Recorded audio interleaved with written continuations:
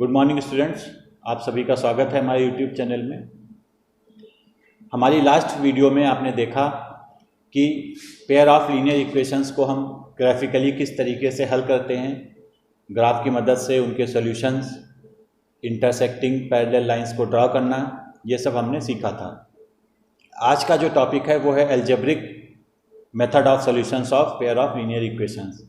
लेकिन हम वहाँ तक आने से पहले थोड़ा सा पिछला रिवाइज करते हैं। जो कल हमने फाइनली ये कंक्लूजन निकाला, तीनों ग्राफ को प्लॉट किया और ये कि अगर मान लीजिए तीन इक्वेशंस हैं और उनके रेशियो को हम कंपेयर करते हैं। जैसे मान लीजिए पहली इक्वेशन है 2x + 3y + 4 = 0, दूसरी है 5x + 6y + 9 = 0।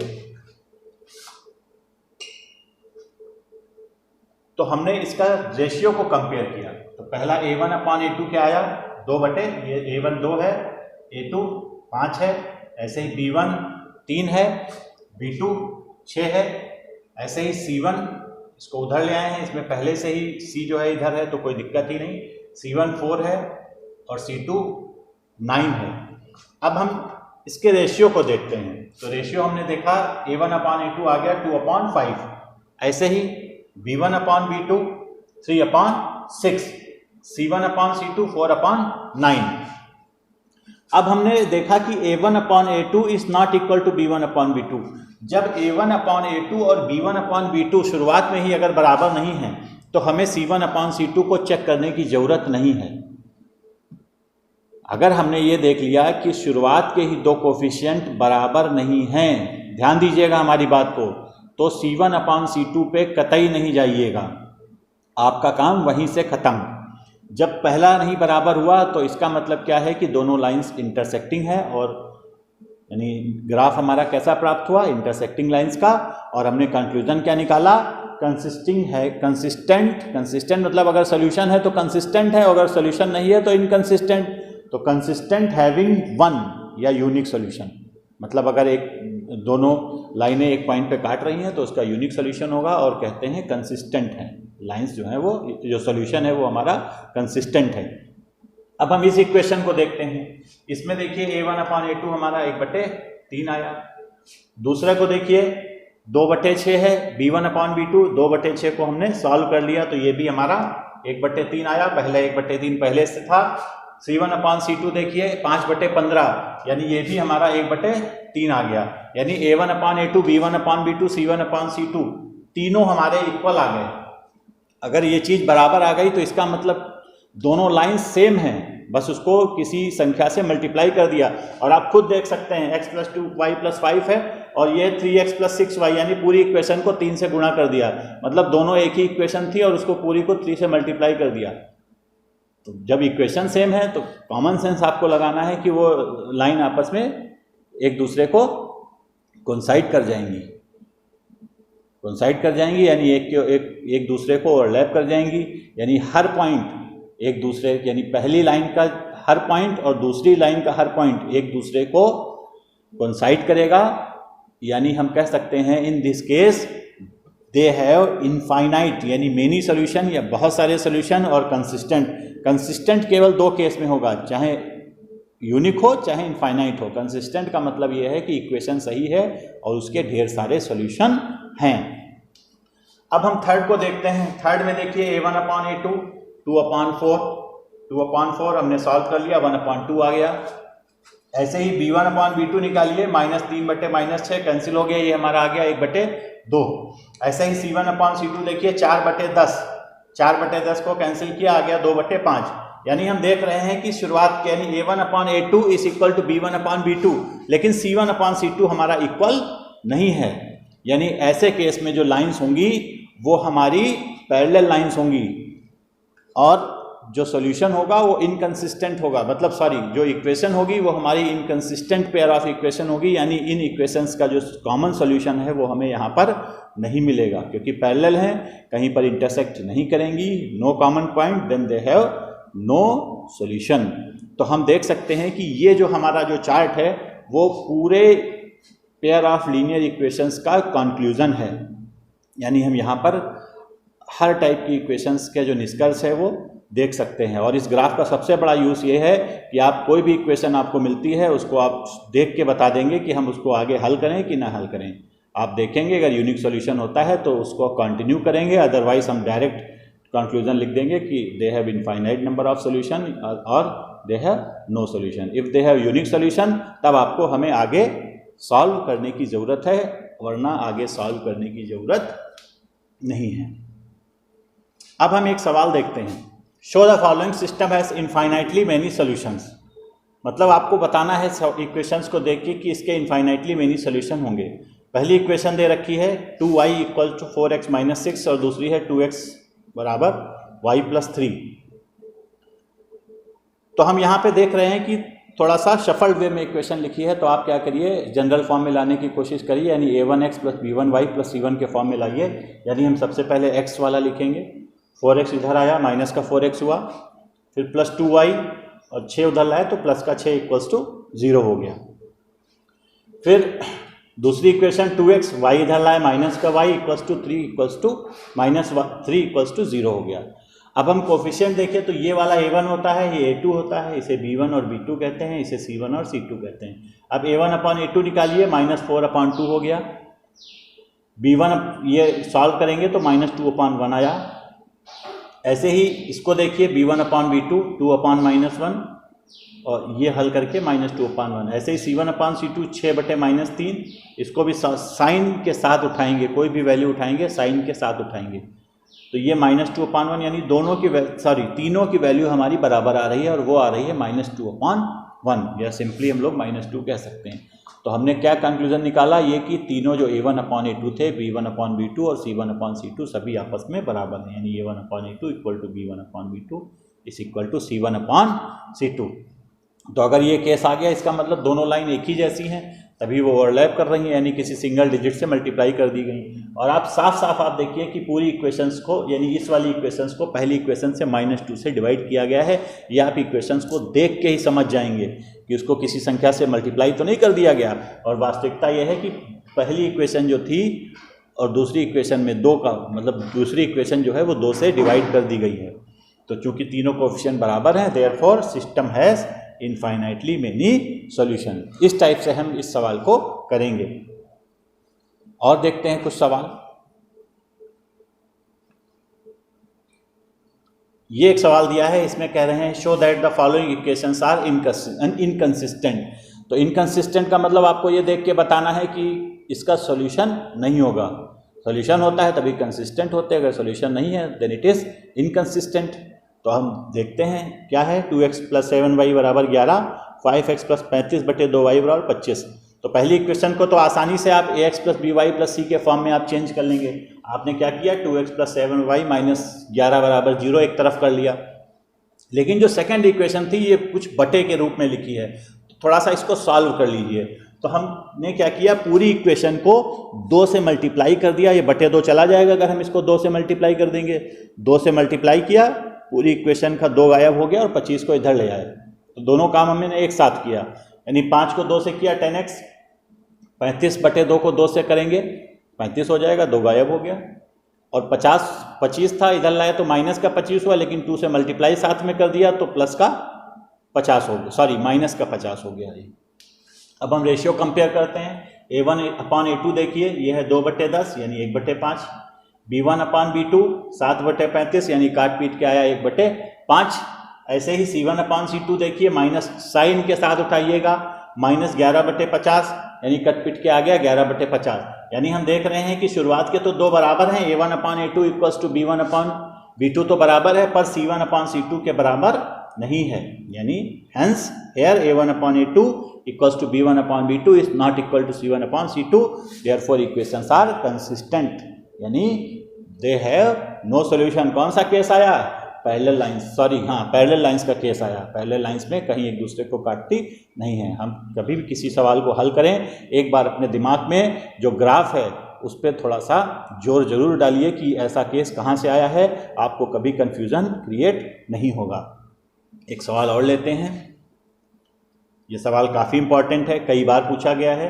इसमें कह रहा है कि find the value of k for which the system have many solution. मतलब इसमें हमको ये नहीं बताना है कि मेनी है या क्या है, हमको अगर मेनी सोल्यूशन है फाइंड द वैल्यू ऑफ के, यानी के की वैल्यू निकालना है, for which the system of equation have many solution, यानी मेनी सोल्यूशन दे रखा है। अगर मेनी सोल्यूशन दे रखा है तो आपको याद होगा मेनी सोल्यूशन कब होता है, जब दोनों लाइंस एक दूसरे को ओवरलैप करती हैं। जब दोनों लाइंस एक दूसरे को ओवरलैप करती हैं तो कब ओवरलैप करती हैं, जब कोइंसिडेंट होती हैं। कोइंसिडेंट कब होती हैं, हम थोड़ा पिछला याद करते जाएंगे। कोइंसिडेंट कब होती हैं, जब एक के ऊपर एक होती हैं। एक के ऊपर एक क्यों होती, क्योंकि वो दोनों लाइंस जो होती हैं वो सेम होती हैं, यानी a1/a2 equals to b1/b2 equals to c1/c2 से हम शुरुआत करेंगे। तब देखिए क्या था, 4x + 5y इक्वल्स टू 0, दूसरा था kx + 10y इक्वल्स टू 0। इसमें c तो है नहीं, तो c नहीं है तो हम c को नेग्लेक्ट ही कर देते हैं, उस पर हमें ध्यान देने की जरूरत नहीं है। अब हम a1/a2 निकालते हैं, आया 4, यहाँ पर क्या लिखा है k, तो ये हमारा आ गया 4/k।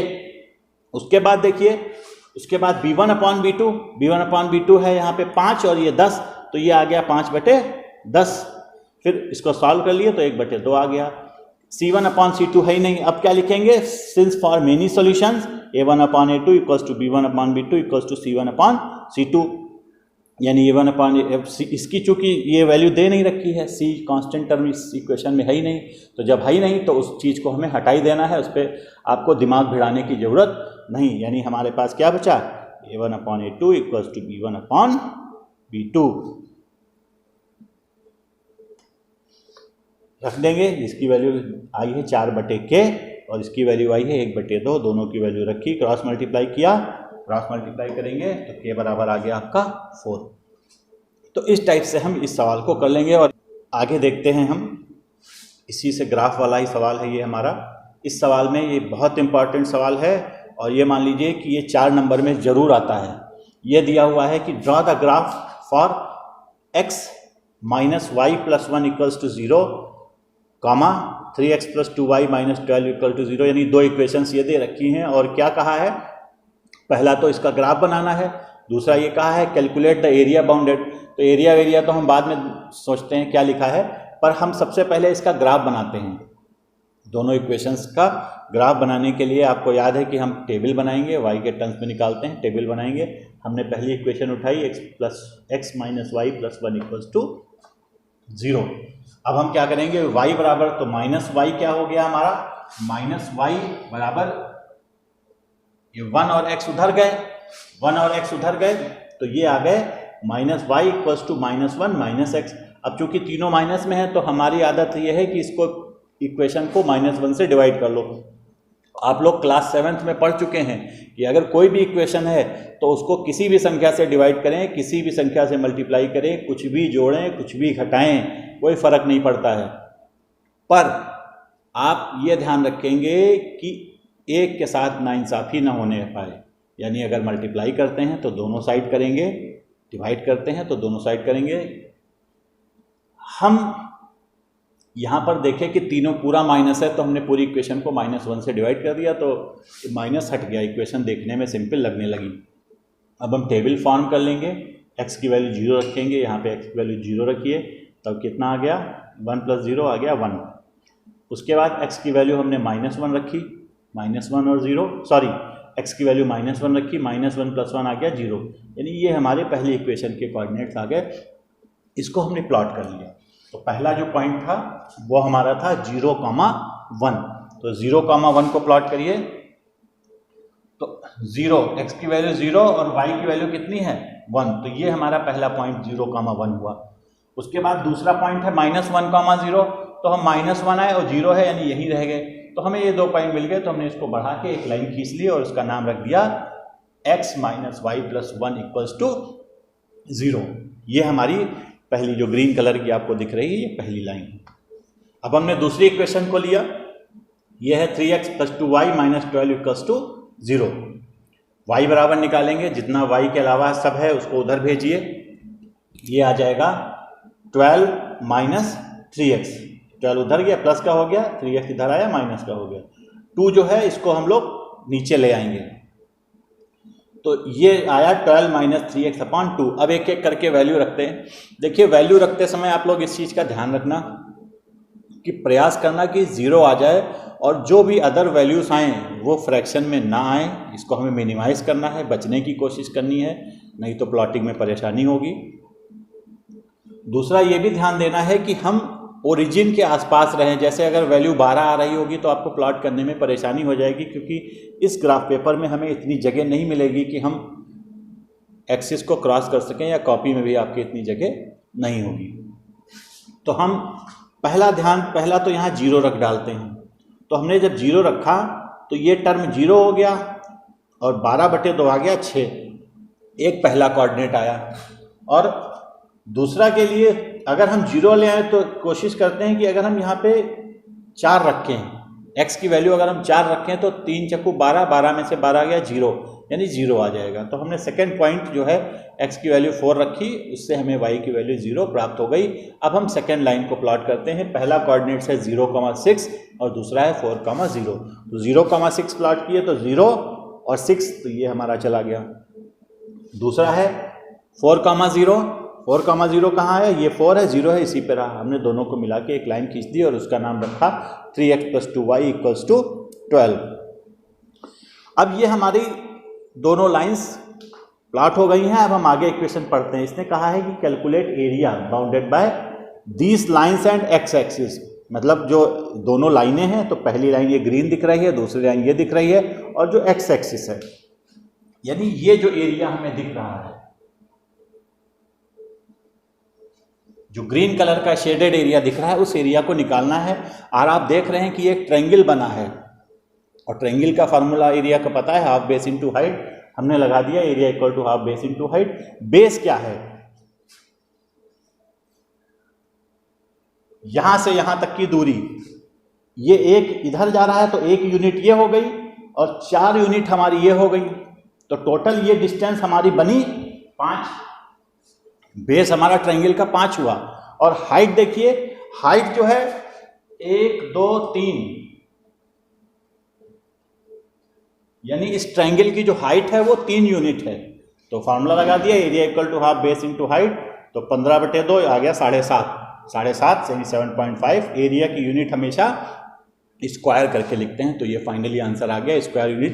This is the one of the most important question in your text book. और ये भी मान लीजिए कि जरूरी नहीं है कि वैल्यू यही रहे, वैल्यू आपकी चेंज हो जाएंगी, ये ध्यान रखना। पर इस टाइप का सवाल मैक्सिमम हर साल आता है, ये ध्यान रखिए। का मेन टॉपिक है वो है algebraic method of solution of pair of linear equations. तो इसमें भी 3 तरीके होते हैं। ग्राफिकल मेथड का मतलब है ग्राफ से सॉल्व करना है। अलजेब्रिक मेथड का मतलब है कॉपी पेन की मदद से XY करके जो हम सॉल्व करते हैं, वेरिएबल को एलिमिनेट करके या कुछ भी, उसको कहते हैं अलजेब्रिक मेथड। तो इसमें 3 तरीके आपके हैं। पहला तरीका है सब्स्टिट्यूशन मेथड, दूसरा है elimination, and third one is cross multiplication method. तो सब्स्टिट्यूशन मेथड नाम से ही बिल्कुल स्पष्ट है। सब्स्टिट्यूट मतलब किसी का सब्स्टिट्यूट निकालना। तो मान लीजिए इसमें क्या करते हैं, 2 इक्वेशन दे रखी हैं।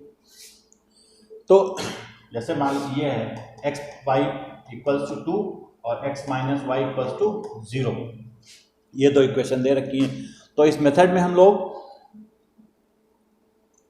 पहली या दूसरी इक्वेशन में से सिंगल वेरिएबल में कन्वर्ट कर लेते हैं, यानी इसको हम y के टर्म में निकाल लेंगे। मतलब पहली इक्वेशन को चाहे y के टर्म में निकाल लो, चाहे x के टर्म में निकाल लो, और उनमें से जो एक वैल्यू आती है, चाहे वो y हो या x हो, उसको उठा के हम इसमें रख देंगे। जैसे यहाँ पे x की जगह रखेंगे, तो अब ये जो सेकंड इक्वेशन है ये पूरी हमारी y के टर्म में कन्वर्ट हो जाएगी।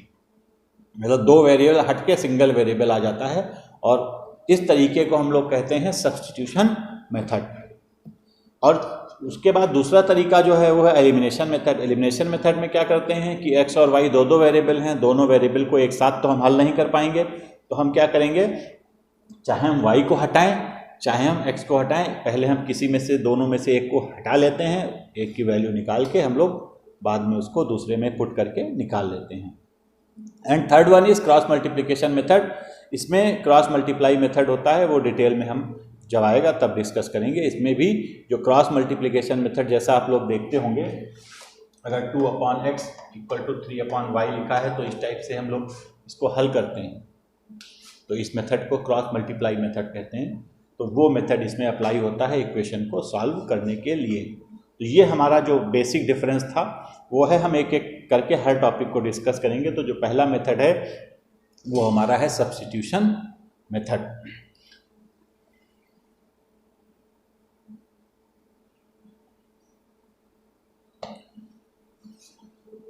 अब देखिए इस मेथड में हमने एक एग्जाम्पल ले लिया। सबसे पहले एक इक्वेशन ली x + y = 4 और दूसरी है x - y = 1।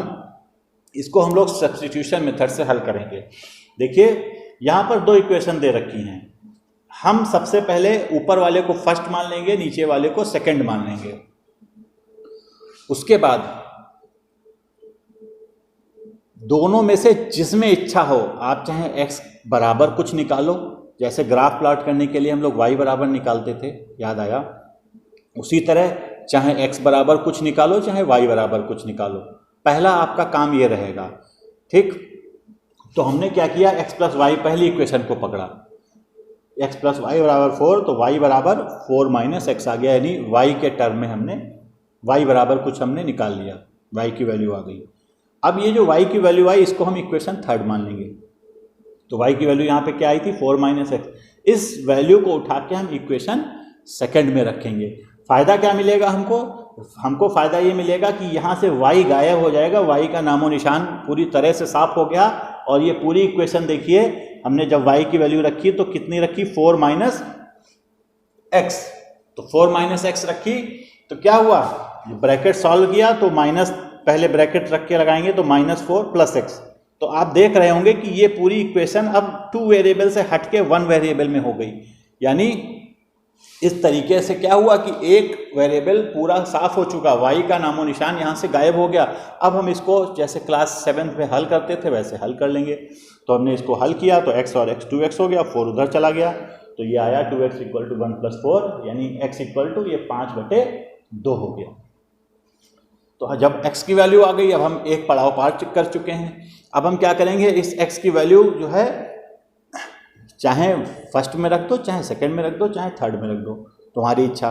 तो हम जहाँ पे आसान समझेंगे अपने कैलकुलेशन को मिनिमाइज करने की, जहाँ पे कोशिश करेंगे उस पर रखेंगे। तो हमने देखा कि अगर हम इक्वेशन थर्ड में रखें तो बहुत आसान पड़ेगा, y बराबर सीधे लिखा हुआ है, खाली हमको x की वैल्यू रखनी है, हमने जस्ट यहीं पे पुट किया। अब हम क्या करेंगे, इक्वेशन थर्ड में इसकी वैल्यू रख देंगे। तो y बराबर क्या आ गया, 4 - 5/2, यानी एलसीएम लेके हल करें तो 4 दूनी 8, 8 - 5, यानी ये आ गया 3/2। इस प्रकार हम लोग x और y की वैल्यू फाइंड कर लेते हैं। तो ये जो तरीका है, ये तरीका कहलाता है सब्स्टिट्यूशन मेथड। इसका एक और सवाल हल करते हैं जिससे आपको अच्छे तरीके से समझ में आ जाए। देखिए ये हमने अगला सवाल लिया, यह है 2x - y = 5 and second one is 3x + 2y = 11। हम पहली वाली को इक्वेशन फर्स्ट नाम रख देंगे, दूसरी वाली को इक्वेशन 2 नाम रख देंगे। हमने क्या किया, इसको हल किया, पहली इक्वेशन पकड़ी। आपकी इच्छा है, कोई जरूरी नहीं है आप पहली ही पकड़िए, पर देखिए कि हमको आसानी किस में मिलेगी, जहां आसान राह मिले वहीं जाइए। तो हम देख रहे हैं कि इसमें मटेरियल कम है, हम पहली इक्वेशन को पकड़ेंगे। 2x - y = 5, तो -y = आ गया 5 - 2x। कभी भी माइनस मत रखिए, तुरंत माइनस हटाइए। माइनस हटाने का सबसे अच्छा तरीका है इन दोनों को आपस में इंटरचेंज कर दीजिए। माइनस हट गया यानी 2x पहले ले आए, 5 बाद में आ गया, तो y बराबर 2x - 5 आया। ये हमारी इक्वेशन नंबर थर्ड हुई। अब क्या होगा, putting this value in equation number 2। अब ये जो 2x - 5 है, इसको आप इक्वेशन नंबर 2 में रखेंगे, क्योंकि पहले ये इक्वेशन पकड़ी थी, इस इक्वेशन को पकड़ के चले थे। तो ध्यान रखिएगा कि उसी में मत रख दीजिएगा ना, घूम के आप फिर वहीं आ जाएंगे। जो आप इक्वेशन पहले लेंगे उसमें नहीं रखेंगे, बल्कि जो दूसरी इक्वेशन बचेगी उसमें ये जो y की वैल्यू निकालेंगे उसको हम इसमें सब्स्टिट्यूट करेंगे। तो पुटिंग दिस वैल्यू या सब्स्टिट्यूटिंग दिस वैल्यू, इसीलिए इस मेथड का नाम सब्स्टिट्यूशन मेथड रखा गया है। तो हम लोग यहाँ पर लिख सकते हैं substituting this value in equation second. ये हमारा आ गया 3x लिख दिया, जहाँ पे y था, y के स्थान पे हमने पुट किया 2, y की वैल्यू आई 2x - 5, हमने 2x - 5 रख दिया = 11। हल करें, 3x आ गया, ब्रैकेट ओपन करेंगे तो 2 × 2 = 4x, प्लस है तो साइन चेंज नहीं होगा, 2 × 5 = 10 = 11। ये 4 और 3 हो गया 7x, और 10 उधर गया जुड़ गया, यानी 7x = 21/7 नीचे आया, x की वैल्यू 3 आ गई। अब y की वैल्यू निकालनी है, तो देखिए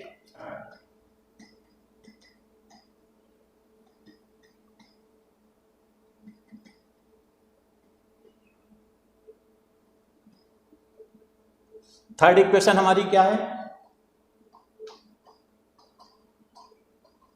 x की वैल्यू 3 रखे, यानी y की वैल्यू हमारी आ गई 1।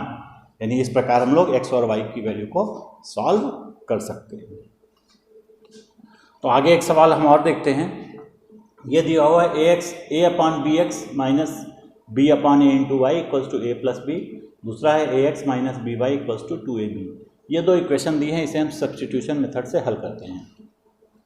हम दोनों इक्वेशन को ध्यान से देखिए। आपसे अगर कहा जाए कि दोनों इक्वेशन में कम मटेरियल कहाँ है, तो हमें लगता है अगर ध्यान से देखेंगे तो आप कहेंगे इक्वेशन सेकंड में हमारा कम मटेरियल है। तो कोई ज़रूरी नहीं कि हम इक्वेशन फर्स्ट को लें पहले या उससे y की वैल्यू निकालें, ऐसा कोई आवश्यक नहीं है। हम जहाँ पर मैटर कम और आसानी से हल कर सकते हैं उसको पकड़ने का प्रयास करेंगे।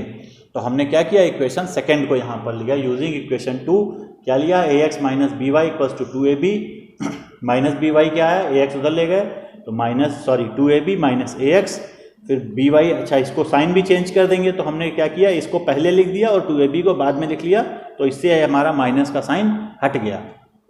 अब क्या करेंगे, b को नीचे लाए तो y की वैल्यू आ गई ax minus 2ab upon b, यानी हमने y की वैल्यू निकाल लिया। ये इसको इक्वेशन नंबर थर्ड मान लिया। अब इसको उठा के किस में रखेंगे, क्योंकि सेकंड का इस्तेमाल किया था तो सेकंड में नहीं रख सकते हैं। अब इस इक्वेशन को उठा के रखेंगे इक्वेशन नंबर 1 में। Putting this value in equation first we get, क्या है equation first, a upon B X, इसको बस y के स्थान पर हमने रखा है ये। तो देखिए b अपॉन ए, जहाँ पर y था वहाँ ब्रैकेट का यूज़ किया, बिना ब्रैकेट पे मत रखिएगा ना, गलत हो जाएगा। ब्रैकेट में हमने ax minus 2ab equals to a plus B. अब b और b तो कट गया, मल्टीप्लाई में था यहाँ पे, तो बचा के हमारा a अपॉन बी एक्स। यहाँ पे जो बच रहा है, लेकिन देख रहे हैं कि a कॉमन मिल रहा है, तो a जब कॉमन मिल रहा है तो हम a को कॉमन ले लेंगे। तो हमने a कॉमन लिया, यहाँ पे आया x minus 2b upon a। उसका लाभ ये मिला कि a और a कट गया, बचा क्या, a upon B X minus x, minus को हटाइए, ब्रैकेट खोलिए, तो ये 2b भी प्लस का हो गया। अब x वाला एक तरफ रखिए और बिना x वाला उधर लाइए, तो x वाला हमने इधर रखा, 2b उधर ले गए तो माइनस का 2b हो गया। और b और 2b को देखा तो ये लाइक टर्म्स हैं तो घट गया, तो बचा क्या, a माइनस b। और इधर क्या बचा, इधर हम दोनों में x को कॉमन ले लिया, x कॉमन लिया तो अंदर बचा a upon B minus 1, LCM लेके हल किया तो ये आ गया a minus B upon B, और उधर a माइनस बी लिखा रहने दिया।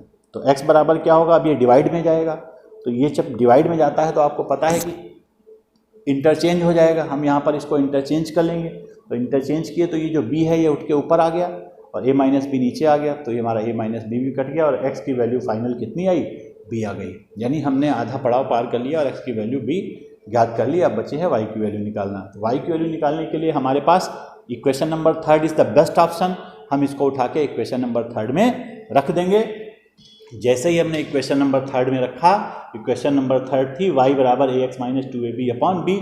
हमने वैल्यू पुट की, x की वैल्यू कितनी आ गई, b, x की वैल्यू हमने b रखी, ab माइनस 2ab बचा minus ab upon b, b भी कट गया, y की वैल्यू माइनस a आ गई और x की वैल्यू b हम पहले से निकाल चुके थे। तो इस प्रकार हमने सब्स्टिट्यूशन मेथड से x और y की वैल्यू फाइंड कर ली। उम्मीद है आपको सब्स्टिट्यूशन मेथड अच्छे समझ में आया होगा। अब हमारा बचा है एलिमिनेशन मेथड और दूसरा बचा है क्रॉस मल्टीप्लिकेशन मेथड, वो हम अगली वीडियो में डिस्कस करेंगे। उम्मीद करते हैं आपको चैनल अच्छा लगा होगा। अगर अच्छा लगा तो इसे लाइक और सब्सक्राइब जरूर कीजिएगा। धन्यवाद।